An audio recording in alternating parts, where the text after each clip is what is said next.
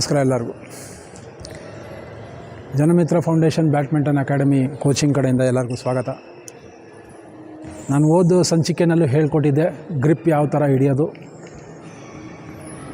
ಯಾವ ಥರ ಇಲ್ಲಿ ವಿ ಇರಬೇಕು, ಯಾವ ಥರ ಇಲ್ಲಿ ಗ್ಯಾಪ್ ಇರಬೇಕು, ಪ್ರತಿಯೊಂದು ಹೇಳಿದ್ದೆ. ಫಾರ್ ಎಕ್ಸಾಂಪಲ್ ಒಂದು ಸಿಂಪಲಾಗಿ ಹೇಳ್ತೀನಿ, ಈ ಮೊಮೆಂಟಮ್ ಹೆಂಗೆ ಒನ್ ಅನ್ನೋದರಲ್ಲಿ ನಿಮಗೆ ಯು ಕ್ಯಾನ್ ಎಕ್ಸ್ಪ್ಲೋಸಿವ್ ಮೂವ್ಸ್ ಬರುತ್ತೆ. ನಿಮಗೆ ನೀವು ನಿಂತಿದ್ದ ಜಾಗದಿಂದ ನೀವು ಹೋದರೆ ನಿಮಗೆ ಮೂಮೆಂಟ್ಸ್ ಬರಲ್ಲ. ಎಕ್ಸ್ಪ್ಲೋಸಿವ್ ಮೂಮೆಂಟ್ ಬೇಕು ಅಂದಾಗ ಅದನ್ನು ನಾನು ಹೇಳ್ತೀನಿ. He is Yashas Shetty. ಇದೊಂದು ಸಣ್ಣ ಬಾಲ್, ಸಿಂಪಲ್, ಇದು ಸಿಂಪಲ್ ಸೈನ್ಸ್.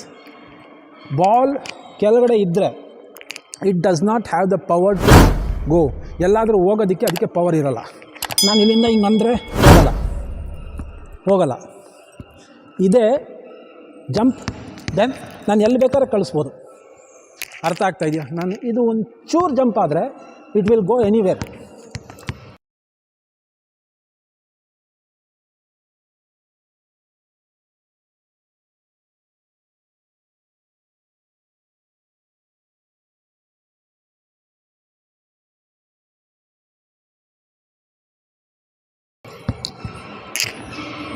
ನಮ್ಮ ಪೂರ್ತಿ ಬಾಡಿ ವೇಟ್, a small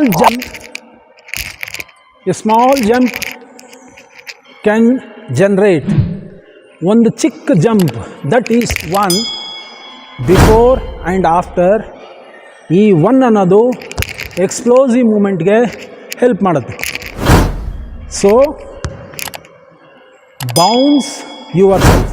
ನಿಮ್ಮ ಪೂರ್ತಿ ಬಾಡಿನ ಒಂದು ಸತಿ ಸ್ಮಾಲ್ ಜಂಪ್ ಕೊಟ್ಕೊಂಡು ಒನ್ ಮಾಡಿ, ಆವಾಗ it will be easy to move.